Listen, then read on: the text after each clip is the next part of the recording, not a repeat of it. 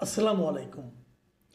প্রিয় দর্শক, এই মাসের ৫ তারিখে মানে আজ থেকে ৩ দিন আগে সরকার বেশ ঘটা করে জুলাই আন্দোলনের, জুলাই গণ অভ্যুত্থানের ঘোষণাপত্র প্রকাশ করেছেন এবং সে ঘোষণাপত্র জাতীয় সংসদ ভবনের দক্ষিণ প্লাজায় ডক্টর মোহাম্মদ ইউনূস এবং আরও বিভিন্ন রাজনৈতিক দলের নেতৃবৃন্দকে সাথে নিয়ে উনি পড়ে শুনিয়েছেন।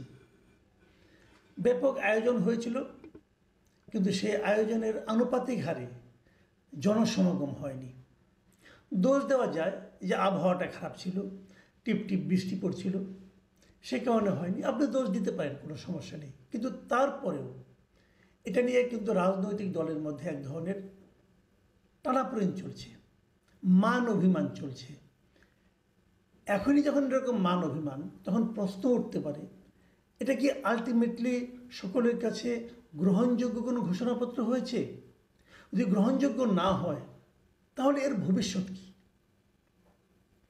এটা নিয়ে আলোচনা আগামীতে হয়তো আরও চলবে, কারণ যতই দিন যাচ্ছে আমি দেখতে পাচ্ছি যে বিএনপি ছাড়া আর ম্যাক্সিমাম দলই এই ঘোষণাপত্রের ব্যাপারে তাদের রিজার্ভেশন, মানে তাদের আপত্তি, তাদের অসন্তুষ্টি প্রকাশ করে চলেছেন।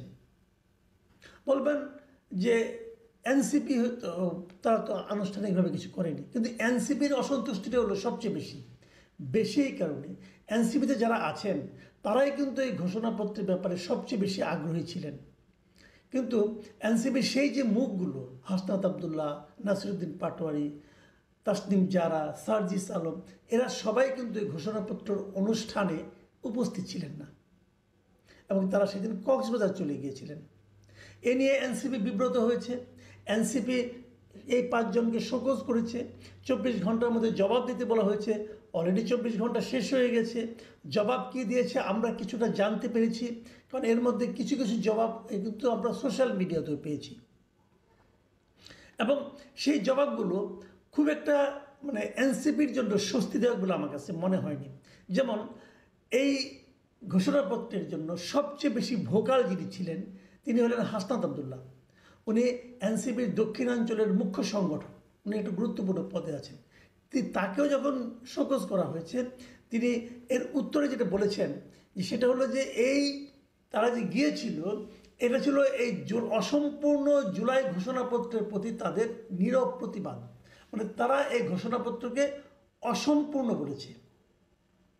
তো যে ঘোষণাপত্রকে হাসনাত আবদুল্লাহর মতো লিডাররা অসম্পূর্ণ বলে, সেই ঘোষণাপত্র আলটিমেটলি কি গৃহীত হবে, অথবা সেটা কি কোনো কার্যকর কিছু হবে, অথবা এই ঘোষণাপত্র প্রণয়নের ক্ষেত্রে যে উদ্দেশ্য তাদের ছিল সেটা কি বাস্তবায়িত হবে?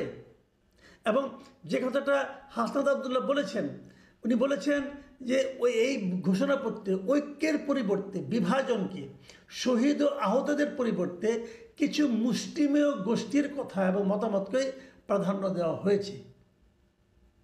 মানে কিছু মুষ্টিমেয় গোষ্ঠীর কথা ও মতামতকে, তো মুষ্টিমেয় গোষ্ঠীগুলি কারা? এটা কিন্তু আসলে চিন্তার বিষয়, গবেষণার বিষয়।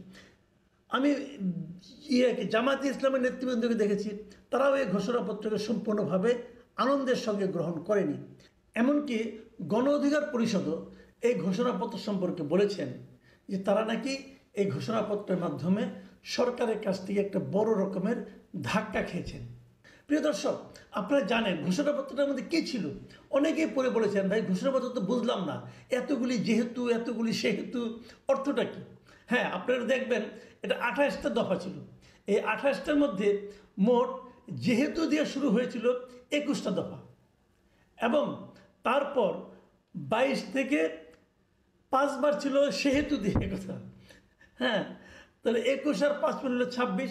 শেষের ৩টার মধ্যে কোনো সেহেতু এবং যেহেতু আমরা দেখতে পাইনি। যেহেতুতে যেগুলো হয়েছিল সেগুলো পুরো দেশের গত কয়েক বছরের কি কি ঘটেছে এই ভূখণ্ডে সেগুলোকে বর্ণনা করা হয়েছিল। আমি এখন এই প্রসঙ্গে আলাপ করতে যে এটা একটু বর্ণনা করতে চাই এই কারণে যে দেখুন, এই ঘোষণাপত্রের মধ্যে আমাদের স্বাধীনতা যে ঘোষণাপত্র ছিল অনেকটা তার আদলেই করা হয়েছিল। মানে ওখানেও কিন্তু এরকম যেহেতু দিয়ে শুরু করা হয়েছিল, এবং যে ঘটনা ঘটেছিল, যে কারণে স্বাধীনতা যুদ্ধ অপরিহার্য ছিল, এগুলো তারা বর্ণনা করেছে। কিন্তু এখানে যেটা হয়েছে, সেখানে আমার কাছেও এটাকে খুবই, আমি প্রথম দিনই বলেছিলাম যে এই ঘোষণাপত্রটা হলো খুবই সাধারণ মানের একটা ঘোষণাপত্র হয়েছে। এর মধ্যে আহামরি কিছু নেই। এর জন্য 8 মাস 9 মাস 7 মাস সময় নেওয়ার কোনো প্রয়োজন ছিল না। তো এই সরকার নিয়ে আমি এটা ভাবিও না, আমি এটা কিছু বলিও না, যেহেতু এই সরকারটাকে আমি একটা নন সিরিয়াস টাইপের গভর্নমেন্ট মনে করি, তাই তারা 7 মাস নিতেই পারে এরকম একটা অতি সাধারণ ঘোষণাপত্র তৈরি করার জন্য। আমি এখানে কিছু কথা বলবো, যে কথাগুলি আমার মনে হয় যে আমার কাছেও খারাপ লেগেছে, এবং আমার কাছে এটা মনে হয় অর্থহীন মনে হয়েছে। যেমন 4 নম্বর ধারায় তারা কি বলেছে, ওই জায়গায় তারা একটা কথা বলে, আমি পড়ে শোনাই, শুনুন। ওখানে বলেছে, যেহেতু স্বাধীনতা পরবর্তী আওয়ামী লীগ সরকার স্বাধীনতার মূল মন্ত্র গণতান্ত্রিক শাসন ব্যবস্থার বিপরীতে বাকশালের নামে সাংবিধানিকভাবে একদলীয় শাসন ব্যবস্থা কায়েম করে এবং মত প্রকাশ ও বিচার বিভাগের স্বাধীনতা হরণ করে, যার প্রতিক্রিয়ায় 75 সালের 7 নভেম্বর দেশে সিপাহী জনতার বিপ্লব সংঘটিত হয়। এইখানে ইতিহাসে বিকৃত করা হয়েছে। মাথায় রাখতে হবে, 7 নভেম্বর সিপাহী জনতার বিপ্লব বলতে যা বোঝানো হয়, সেটা আসলে বাকশালের কারণে হয়নি। বাকশালের কারণে 75-এর 15 আগস্টের একটা হত্যা হয়েছে, একটা ম্যাসাকার হয়েছে। এটা যদি বলতেন তাহলে মানতাম, কিন্তু ওর জন্য 7 নভেম্বর সিপাহী না, তা হয়নি। 7 নভেম্বর সিপাহী বিদ্রোহ যেটা হয়েছে, এটা একটা পাল্টা কু হয়েছিল। খালেদ মোশাররফ একটা কু করেছিলেন, তার পরিবর্তে তার বিপরীতে সিপাহী জনতার বিপ্লব হয়েছিল, যার সঙ্গে জাসদ জড়িত ছিল তৎকালীন। একদম এটি ইতিহাসে একটা বিকৃতি হতে পারে। আপনি 3 নম্বর ধারায় দেখেন, 3 নম্বর ধারায় বলা হয়েছে 72 সালের সংবিধান প্রণয়ন পদ্ধতি এর কাঠামোগত দুর্বলতা ও অপপ্রয়োগের ফলে স্বাধীনতা পরবর্তী আওয়ামী লীগ সরকার মুক্তিযুদ্ধের জন আকাঙ্ক্ষা পূরণে ব্যর্থ হয়েছিল, গণতন্ত্র ও রাষ্ট্রীয় প্রতিষ্ঠানগুলোর কার্যকারিতা ক্ষুণ্ণ করেছিল। এটা একেবারে একপেশে একটা বক্তব্য, এই বক্তব্যটা গ্রহণই করা যায় না। দেখুন, আওয়ামী লীগ সরকারের যে শাসন আমল, যে 3.5 বছর যেটা ছিল আর কি, আমি যদি 72 থেকে ধরি, সেটা জন আকাঙ্ক্ষা পূরণে ব্যর্থ হয়েছিল, ইহা সত্য। এটা আমি নিজেও ওই সময় জীবিত ছিলাম, আমিও টুকটাক বুঝতাম। সেই দুর্ভিক্ষের কবলে আমরাও পড়েছিলাম। পরবর্তী সময়ে আমরা কিছু পড়াশোনাও করেছি, এটা সত্য। তারা জন আকাঙ্ক্ষা পূরণ করতে পারেনি, সেইটা তাদের শাসন করার যে ক্ষমতা, দক্ষতা, তার ব্যর্থতা ছিল। এর সঙ্গে সংবিধান প্রণয়ন পদ্ধতি এবং সংবিধানের কাঠামোগত দুর্বলতা এবং অপপ্রয়োগের সমস্যা থাকতে পারে, কিন্তু সংবিধান প্রণয়ন পদ্ধতি এবং কাঠামোগত দুর্বলতার কোনো প্রশ্নই আসে না। আমাদের সংবিধান যেটা প্রণয়িত হয়েছিল, সেটা গণপরিষদের মাধ্যমে প্রণীত হয়েছিল, সেখানে প্রণয়ন পদ্ধতিতে কোনো ঝামেলা নেই। বরঞ্চ এখন যেটা আলী রিয়াজ সাহেব করতে যাচ্ছেন, এটা হলো গিয়ে আপনার প্রণয়ন পদ্ধতি ত্রুটিযুক্ত। এইভাবে পৃথিবীর কোথাও সংবিধান হয় না। বিদেশ থেকে একজন লোক উড়ে এসে সংবিধান বানালো, এটা হয় না। আগামীতে এই সংবিধান এই দেশের মানুষ মেনে নিবে না, বাস্তবতাকে মানতে হবে। এখন আপনি ক্ষমতার মধ্যে আছেন, যা ইচ্ছে তা বলতেছেন, কেউ কিছু বলতেছেন না আপনাদেরকে, কিন্তু এটা সবসময় থাকবে না রে ভাই, এটা মানবে না কেউ আপনাদের এই কথাগুলো। সেই জিনিসটাই আমি বলছি, একদম মানে 3 এবং 4 আমি বলবো তথ্যের বিকৃতি করা হয়েছে এখানে। তো এটা কীভাবে হবে রে ভাই? আমি আরেকটা অনুচ্ছেদ, যেমন ধরেন আরেকটা জায়গায় 6 নম্বরে এবং 5 নম্বর অনুচ্ছেদের কথা ধরুন আপনি।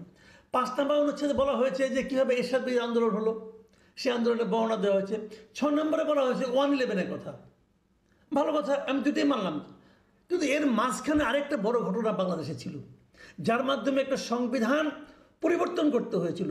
সেটা কি ছিল? সেটা ছিল তত্ত্বাবধায়ক সরকারের জন্য দাবিতে আন্দোলন। সে আন্দোলন ছিল বিএনপির বিরুদ্ধে। বিএনপি সরকার সেই দাবির প্রেক্ষিতে সে আন্দোলনকে মেনে নিতে বাধ্য হয়েছিল, এবং তত্ত্বাবধায়ক সরকার সংবিধানে ঢোকাতে তারা বাধ্য হয়েছিল। সেই তত্ত্বাবধায়ক সরকার পরবর্তী সময় 2014 নির্বাচনের আগে এই খালিউল হক সাহেবের মাধ্যমে সেটাকে বাতিল করে দেওয়া হয়। এই জন্য কিন্তু বিএনপি এখন আবার তত্ত্বাবধায়কের পক্ষে আন্দোলন করে। তো তত্ত্বাবধায়ক সরকার পদ্ধতি যে আন্দোলনের মাধ্যমে সংবিধানে অন্তর্ভুক্ত হলো, সেই জিনিসটাকে তো আপনি ঘোষণাপত্র থেকে বাদ দিয়ে দিলেন, কেমন হলো? বিএনপিকে খুশি করার জন্য করেছেন? যদি করে থাকেন, ইতিহাস বিকৃত করেছেন, একদম ইতিহাস বিকৃত করেছেন। এটা ঠিক হয়নি। এই ধরনের অনেক কিছু আছে, অনেক কিছু, আমি অত ডিটেলে আমি যাচ্ছি না, অনেক কিছু আছে। কিন্তু একটা জিনিস ইন্টারেস্টিং যেটা আমার মনে হয়েছে, যে এই 28টা অধ্যায়ের মধ্যে এই কোটা প্রসঙ্গ আসছে 2 বার। 14 এবং 16 নম্বর অধ্যায় মানে আপনার অধ্যায় দফায়। কিন্তু এই দফার একবারও 2018 সালে যে কোটা আন্দোলন হয়েছিল, যার মাধ্যমে এই কোটাটা বাতিল হয়েছিল প্রথমবার, সেটা উল্লেখই করা হয় নাই। কেন? ওটা নূর হক নূর করেছিল এই জন্য, ওদের সংগঠন করেছিল এই জন্য। এইটা হচ্ছে সম্পূর্ণভাবে একটা পক্ষপাত দুষ্ট একটা ঘোষণাপত্র। এই ঘোষণাপত্র দিয়ে কি কি অর্জন করতে চাচ্ছে এই সরকার আমি জানি না, এবং আমার কাছে মনে হয়েছে এটা একটা আনাড়ি টাইপের ঘোষণাপত্র হয়েছে। 20 নম্বর অনুচ্ছেদ বলে আমি শেষ করব। 20 নম্বর অনুচ্ছেদে বলা হয়েছে যে জাতীয় সংসদ ভেঙে দেওয়া হয়েছে আন্দোলনের পরে। তারপরে বলেছে, যেহেতু আমি 20 নম্বর ধারাটা সম্পূর্ণ পড়ে শোনাই, যেহেতু জনগণের দাবি অনুযায়ী এরপর অবৈধ দ্বাদশ জাতীয় সংসদ ভেঙে দেওয়া হয় এবং সংবিধানের 106 অনুচ্ছেদ অনুসারে সুপ্রিম কোর্টের মতামতের আলোকে সাংবিধানিকভাবে ডক্টর ইউনূসের নেতৃত্বে 8 আগস্ট 2024 তারিখ